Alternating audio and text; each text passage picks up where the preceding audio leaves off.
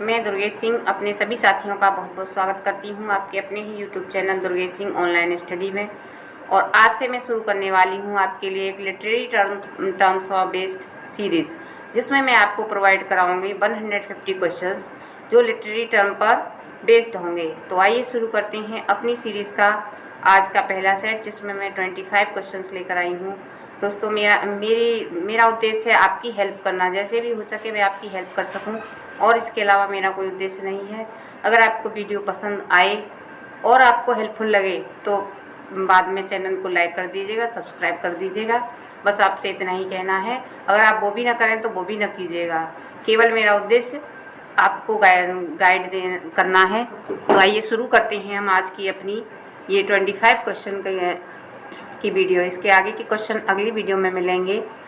Question number 1, writing that tells a story, कि ऐसी writing जो एक स्टोरी बताती है उसको क्या कहते हैं। Option A climax, B narration, C alliteration, D allegory. तो यहाँ राइट ऑप्शन है कि ऐसी राइटिंग जो कोई स्टोरी बताती है उसको हम बोलते हैं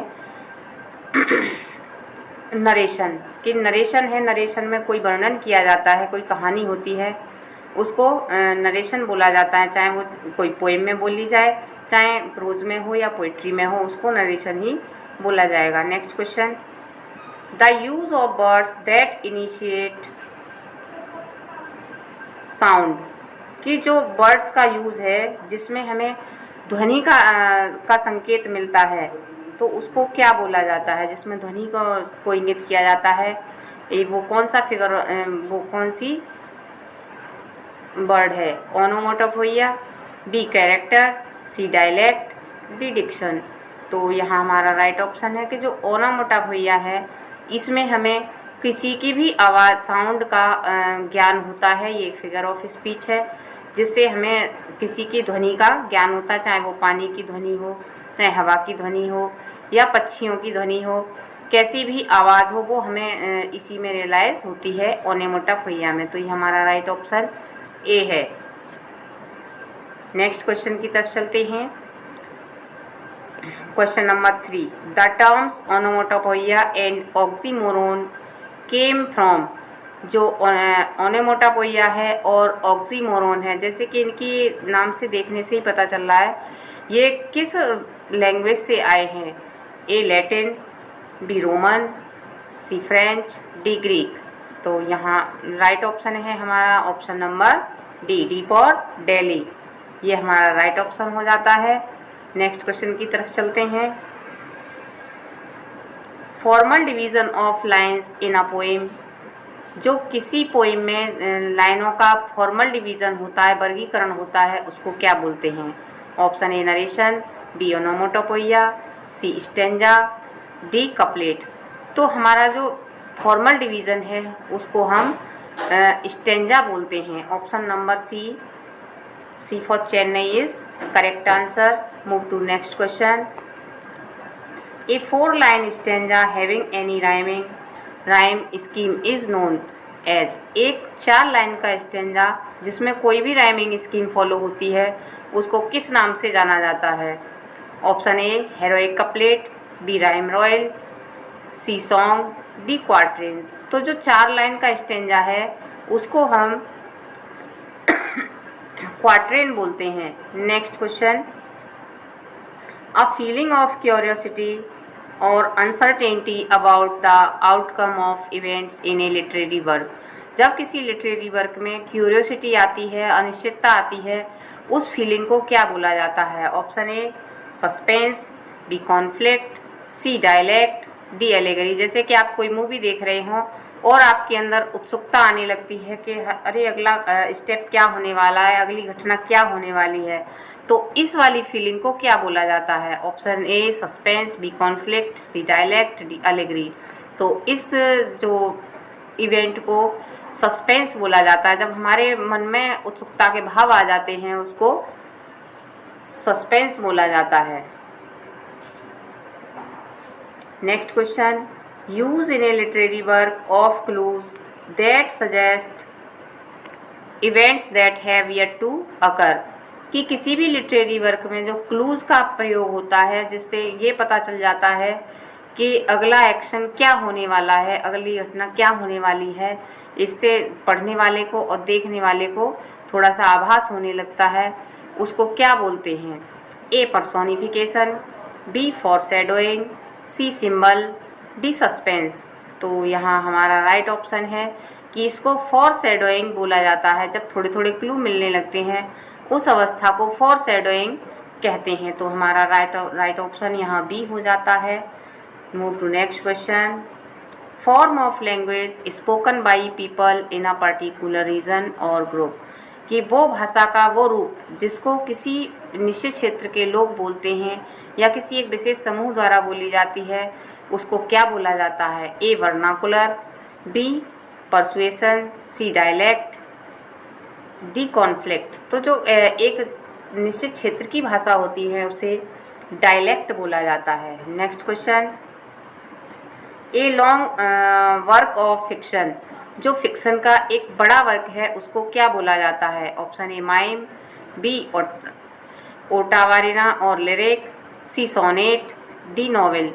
तो जो फिक्शन का लॉन्ग वर्क होता है, जो एपिक से छोटा होता है, इसको नॉवेल बोला जाता है। Next question.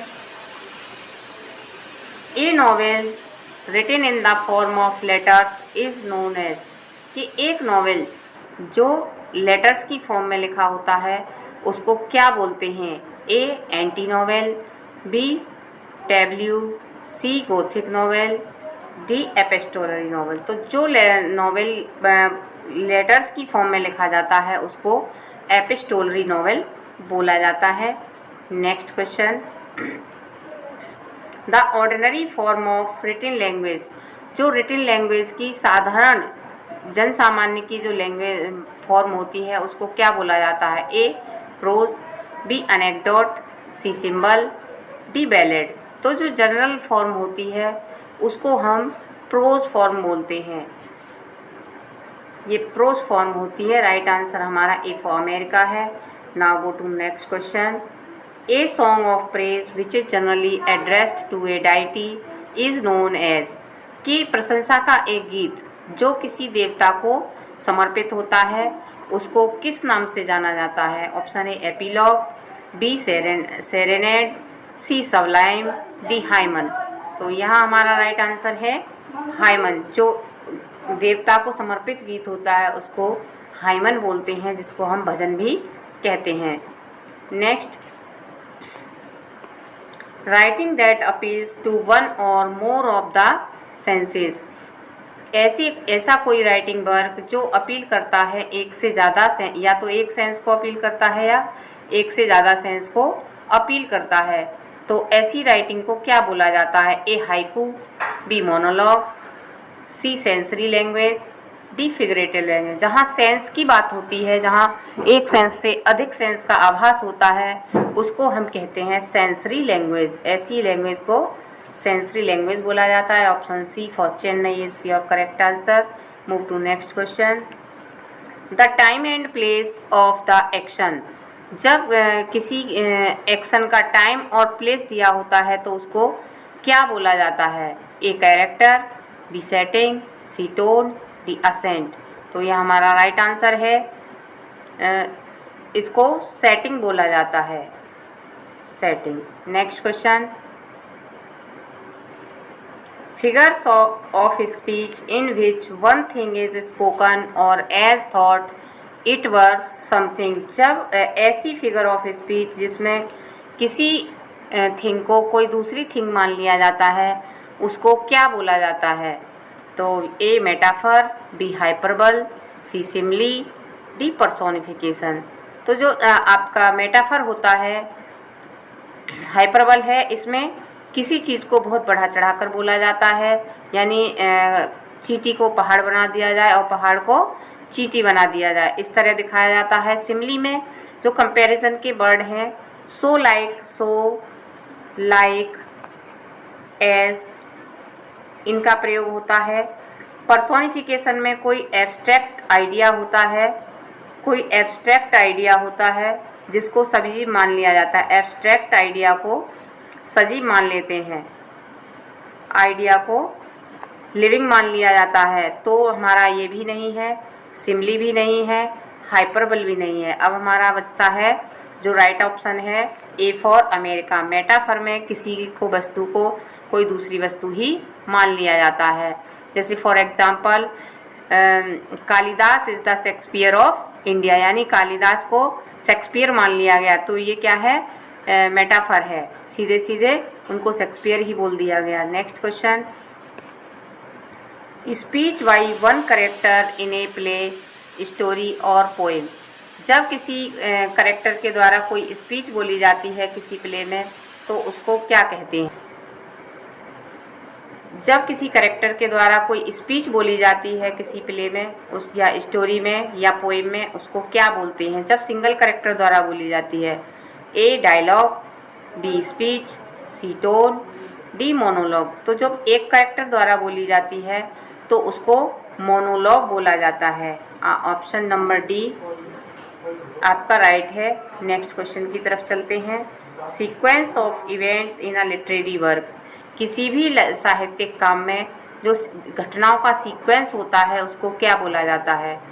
ए plot, B summary, C abstract और डी डायलेक्ट। तो यहाँ हमारा राइट आंसर है, इसको प्लॉट बोला जाता है। Next question, the imaginary voice assumed by writer of a poem. जब किसी इमेजिनरी वॉइस, जो काल्पनिक आवाज़ किसी राइटर के द्वारा एज्यूम की जाती है, तो उसको क्या बोला जाता है? ए डायलेक्ट, बी नॉवेल, सी स्पीकर, डी मोनोलॉग।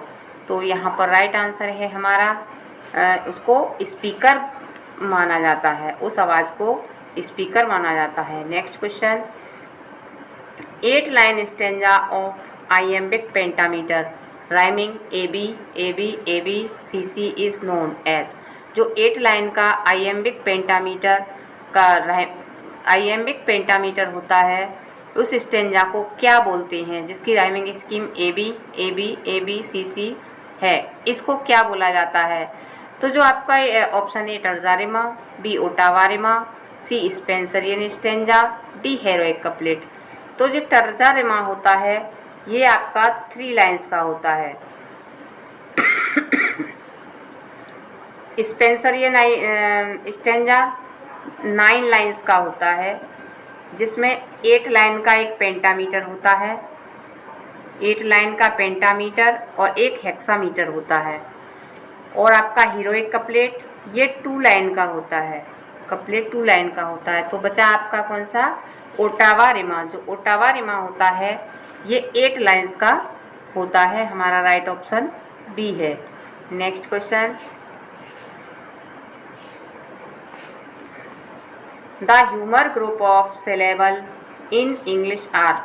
जो इंग्लिश में ह्यूमर ग्रुप सिलेबल्स का सिलेब का ह्यूमर ग्रुप है, उसको क्या बोला जाता है? A iambic, B trochaic, C anapestic, D all of these. तो यहाँ ये 3 हो गया है, इसको दीज होना चाहिए, इसको कट कर लेंगे और इसको दीज। तो यहाँ हमारा राइट आंसर है ऑल ऑफ दीज। इनको ये और सभी माना जाता है, ऑल ऑफ दीज।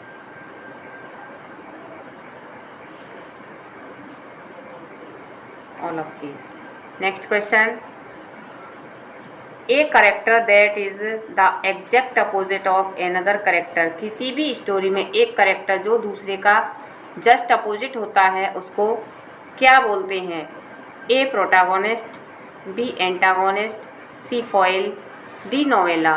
तो इसको फॉइल बोला जाता है। प्रोटैगोनिस्ट हीरो होता है, ये विलेन होता है एंटागोनिस्ट, और जो ये जो फॉइल होता है वो एक का अपोजिट होता है, किसी एक हीरो का कलाकार का अपोजिट होता है, इसको फॉइल बोला जाता है।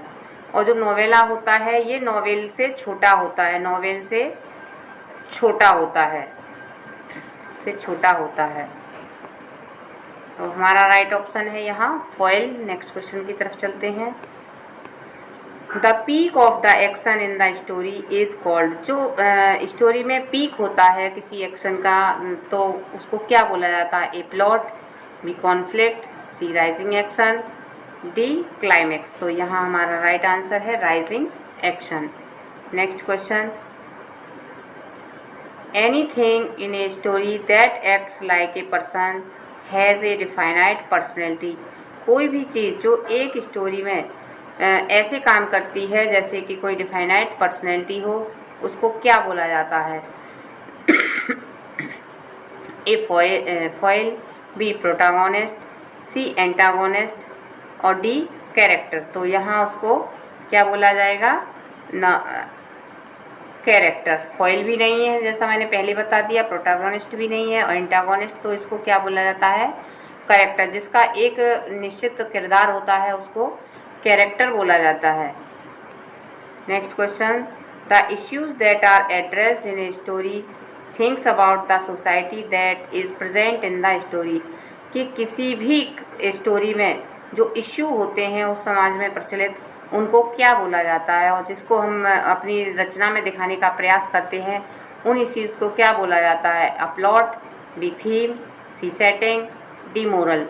तो उसको थीम बोला जाता है। हम अपनी जब समसामयिक घटनाओं पर कोई कहानी लिखते हैं, कोई नाटक बनाते हैं तो उसको उसकी थीम बोला जाता है। जैसे कि गाल्सवर्दी ने जो प्ले लिखे थे वो प्रॉब्लम प्ले थे, जो उस समय की जो सामाजिक रीति थी उन्होंने उसको दर्शाया था। और जैसे कि प्रेमचंद के नाटक हैं वो अपने समय की घटनाओं को दर्शाते हैं। इसी तरह से उसको उसकी थीम बोला जाता है कि जिस थीम पर वो लिखता है उसे थीम बोला जाता है। Next question, the hero the character in a story that reader identify with. जो एक हीरो जो कैरेक्टर होता है एक स्टोरी में जिसे रीडर आइडेंटिफाई करते हैं उसको क्या बोला जाता है? जिसे रीडर एक हीरो के रूप में आइडेंटिफाई करता है किसी नॉवेल में या नाटक में, उसे उसका हीरो मानता है तो उस हीरो को क्या बोला जाता है? Option A foil, B protagonist, C antagonist, D character. तो मैंने आपको पहले ही बता दिया था कि जो हीरो होता है वो प्रोटागोनिस्ट होता है, एंटागोनिस्ट आपका विलेन होता है, कैरेक्टर एक पर्टिकुलर रोल को प्ले करने वाला होता है और फॉइल किसी का अपोजिट होता है। तो इसी के साथ हमारी वीडियो समाप्त होती है। अगर आपको वीडियो अच्छी लगी हो तो चैनल को लाइक करें, सब्सक्राइब करें। धन्यवाद, मिलते हैं अगली वीडियो में। तब तक के लिए बाय बाय, नमस्कार, जय हिंद, जय भारत।